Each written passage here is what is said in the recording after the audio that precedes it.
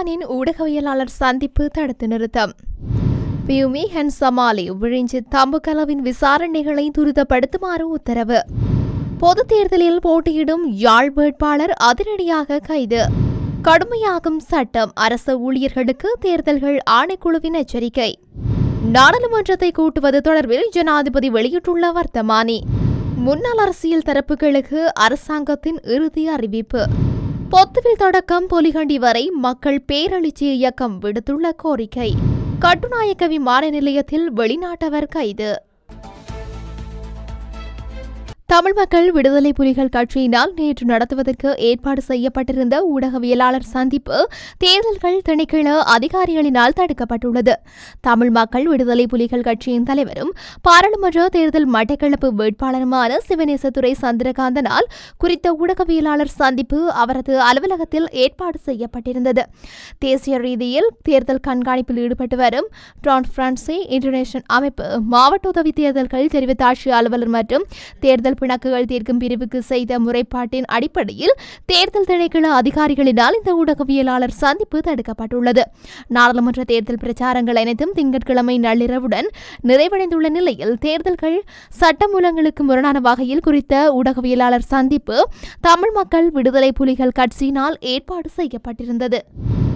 நடிகையும் மொடலுமான பியூமி ஹன்சமாலி மற்றும் பிரபல வர்த்தகர் ரஞ்சித் தம்புகல ஆகியோருக்கு எதிரான வழக்கு விசாரணைகளை துரிதப்படுத்துமாறு கொழும்பு மேலதிக நீதிவான் பண்டார இளங்கசிங்க திங்கட்கிழமை உத்தரவிட்டுள்ளார்.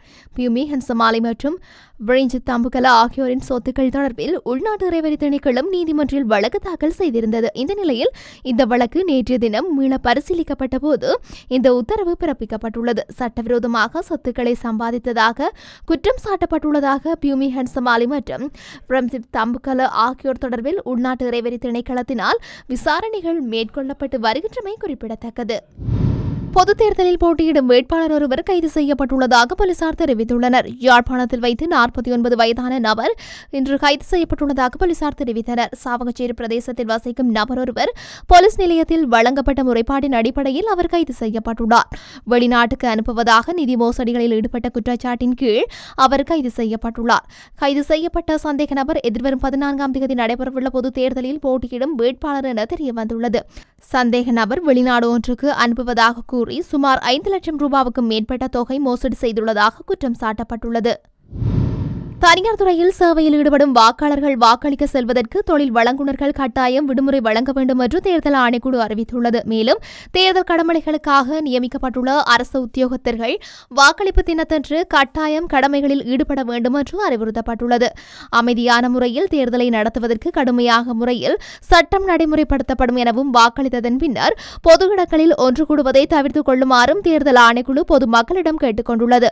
தேர்தல் முடிவுகள் வெளியானவுடன் பொது இடங்களில் ஒன்று கூடி பட்டாசு கொளுத்துவது சட்டத்தின் பிரகாரம் குற்ற செயல்களாகும் என்றும் தேர்தல்கள் ஆணைக்குழு தெரிவித்துள்ளது. மேலும் தேர்தல் கடமைகளுக்காக நியமிக்கப்பட்டுள்ள உத்தியோகத்தர்கள் வாக்களிப்பு தினத்தன்று கடமைகளில் ஈடுபட வேண்டும்.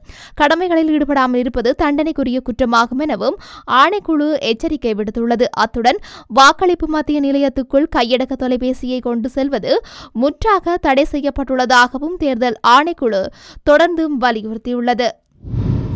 ஜனாதிபதிக்கு வழங்கப்பட்டுள்ள அதிகாரங்களின்படி எதிர்வரும் நவம்பர் 21ஆம் தேதி காலை 10 மணிக்கு நாடாளுமன்றத்தை கூட்டுவதற்கான வர்த்தமானி அறிவித்தல் வெளியிடப்பட்டுள்ளது. அரசியலமைப்பின் 70ஆம் உறுப்புரிமையின்படி ஜனாதிபதி அனுரகுமார திசாநாயகவினால் விசேட வர்த்தமானி அறிவித்தலினூடாக இது அறிவிக்கப்பட்டுள்ளது. இதற்கமைய 10வது நாடாளுமன்றத்தின் முதலாவது அமர்வு நவம்பர் மாதம் 21ஆம் தேதி நடத்தப்படும் என ஜனாதிபதியினால் வெளியிடப்பட்டுள்ள 2024 11/12ஆம் தேதி குறித்த இலக்க வர்த்தமானி அறிவித்தலில் தெரிவிக்கப்பட்டுள்ளது. நடைபெறவுள்ள தேர்தலில் பொது வாக்கெடுப்பின் மூலம் 196 உறுப்பினர்களும் தேசிய பட்டியலூடாக 29 உறுப்பினர்களும் உள்ளடங்கலாக மொத்தம் 225 நாடாளுமன்ற உறுப்பினர்கள் தேர்வு செய்யப்பட உள்ளனர். புதிய நாடாளுமன்ற அமர்வின் முதல் நாளில் சபையின் முதன்மை பொறுப்புகள் நாடாளுமன்றத்தின் பொதுச் செயலாளரிடம் ஒப்படைக்கப்படுகின்றன. நாடாளுமன்ற உறுப்பினர்களுக்கு இந்த நாளில் குறிப்பிட்ட இருக்கை ஏற்பாடுகளில் ஒதுக்கப்படாது என்று அவர்கள் விரும்பும் எந்த இருக்கையிலும் அமர அனுமதிக்கப்படுகின்றார்கள்.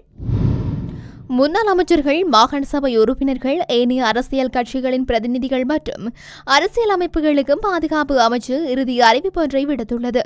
அதன்போது பல்வேறு பாதுகாப்பு காரணங்களுக்காக காவல்துறையினராலும் ராணுவத்தினராலும் வழங்கப்பட்டிருந்த துப்பாக்கிகளை ஒப்படைக்க நடவடிக்கை எடுக்குமாறு பாதுகாப்பு அமைச்சு உரிய தரப்பினருக்கு அறிவித்துள்ளது. இந்த நிலையில் குறித்த தரப்பினரிடம் பாதுகாப்புக்காக ஸ்ரீலங்கா காவல்துறை மற்றும் ராணுவத்தினரால் வழங்கப்பட்ட கணிசமான எண்ணிக்கையிலான கைத்துப்பாக்கிகள், ரிவால்வர்கள் மற்றும் தோட்டாக்கள் இருப்பதை அமைச்சு அவதானித்துள்ளது. மேலும் இந்த வழங்கப்பட்ட துப்பாக்கிகளை வழங்கப்பட்டுள்ள நபர்களின் பட்டியல் இலங்கை காவல்துறையிடம் உள்ளதாகவும் தெரிவிக்கப்பட்டுள்ளது. பட்டியல் குறிப்பிட்டுள்ள நபர்களின் பெயர்கள் குறித்து விசாரித்து துப்பாக்கிகளை காவல்துறை காவலில் எடுக்க அனைத்து காவல் நிலைய பொறுப்பதிகாரிகளுக்கும் அறிவுறுத்தப்பட்டுள்ளது. எனவே சட்டம் ஒழுங்கை பாதுகாப்பதற்காக ஸ்ரீலங்கா காவல்துறையால் மேற்கொள்ளப்படும் விசாரணைக்கு ஆதரவை வழங்குமாறும் ஆவணத்தில் குறிப்பிடப்பட்டுள்ள நபர்கள் ஏற்கனவே துப்பாக்கிகளை அரசாங்கத்திடம் கையளித்திருந்தால் இதை உறுதிப்படுத்தும் ஆவணங்கள் காவல்துறை அதிகாரிகளிடம் இருக்கும் என்றும் தெரிவிக்கப்பட்டுள்ளது. தமிழ் மக்களின் இனப்பிரச்சினைக்கு எமது சுயநிர்ணய உரிமையை பிரயோகிப்பதனூடாக எட்டப்படும் தீர்வே நிரந்தரமாக அமையும். ஆகவே தமிழ் தேசியத்தின் ஒற்றுமையை, தமிழ் மக்களின் பலத்தினை வெளிப்படுத்தும் விதமாக தமிழ் மக்கள் வாக்குகளை பயன்படுத்த வேண்டும் என பொத்துவில் தொடக்கம் புலிகொண்டு வரை மக்கள் பேரெழுச்சி இயக்கம் கோரிக்கை விடுத்துள்ளது. அவ்வியக்கத்தின் தலைமை ஒருங்கிணைப்பாளர் வேலன் சுவாமிகள் விடுத்துள்ள அறிக்கையில் மேலும் தெரிவிக்கப்பட்டுள்ளதாவது: எதிர்வரும் நவம்பர் 14ஆம் தேதி இலங்கை நாடாளுமன்ற தேர்தல் நடைபெறவுள்ளது. இலங்கை தேசம் தமது ஆட்சி அதிகாரத்தை தீர்மானித்த தேர்தலாக இது இருந்தாலும் போதும் இத்தேர்தலானது தமிழர் தேசத்தின் மீதும் திணிக்கப்பட்டுள்ளது.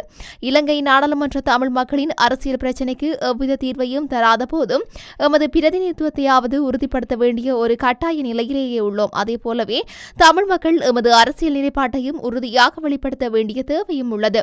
இலங்கையின் பேரினவாத கட்சிகள் தாமே தமிழ் மக்களின் மீட்போர் போலவும் தமிழ் மக்களுக்கு அரசியல் பிரச்சினைகள் எதுவுமே இல்லை என்பது போல ஒரு மாய தோற்றத்தினை மக்களிடையே, குறிப்பாக இளைய சமுதாயத்தை குறிவைத்தே விதைக்கின்றனர். குறிப்பாக தேசிய மக்கள் சக்தி என்னும் முகமூடியுடன் வலம் வரும் ஜேவிபி என்னும் சிங்கள இனவாத கட்சி தமிழ் மக்களின் விடுதலை அவாவினை இலங்கை தேசியத்தில் கரைத்து சிங்கள பௌத்த மேலாதிக்கத்தை நிலைநிறுத்துவதில் மும்முரமாக உள்ளது. போதைப் பொருளை உடலுக்குள் மறைத்துக் கொண்டு வந்த வெளிநாட்டு பிரஜையொருவர் கட்டுநாயக்க விமான நிலையத்தில் கைது செய்யப்பட்டுள்ளார். சியாரா லியோன் நாட்டைச் சேர்ந்த பயணியொருவர் விமான நிலைய போதைப் பொருள் தடுப்பு பிரிவின் அதிகாரிகளால் கைது செய்யப்பட்டுள்ளார். 32 வயதுடைய சந்தேக நபர் சியரா லியோனின் பிரஜை என்பதுடன் துருக்கி ஏர்லைன்ஸ் விமானம் TK730 நேற்று காலை இஸ்தான்புல் இலங்கை வந்தடைந்தார். ஸ்கேனர் மூலம் பயணியை சோதனை செய்த அதிகாரிகள் அவரது உடலில் போதைப்பொருள் மறைத்து வைக்கப்பட்டிருந்ததை கண்டுபிடித்ததாக தகவல்கள் வெளியானது. சந்தேக நபர் நீர்கொழும்பு வைத்தியசாலையில் அனுமதிக்கப்பட்டுள்ளதாகவும் அவரது உடலில் இருந்து கொக்கைன் என சந்தேகிக்கப்படும் 17 மாத்திரைகள் மீட்கப்பட்டுள்ளன. எவ்வாறாயினும் தனது வயிற்றில் அதிகமான போதைப்பொருள் மாத்திரைகள் இருப்பதாக சந்தேக நபர் வாக்குமூலம் அளித்துள்ளார். கண்டுபிடிக்கப்பட்ட போதைப்பொருள் மற்றும் சந்தேக நபர் மேலதிக விசாரணைகளுக்காக போலீஸ் போதைப்பொருள் ஒழிப்பு பிரிவினரிடம் ஒப்படைக்கப்பட்டுள்ளார்.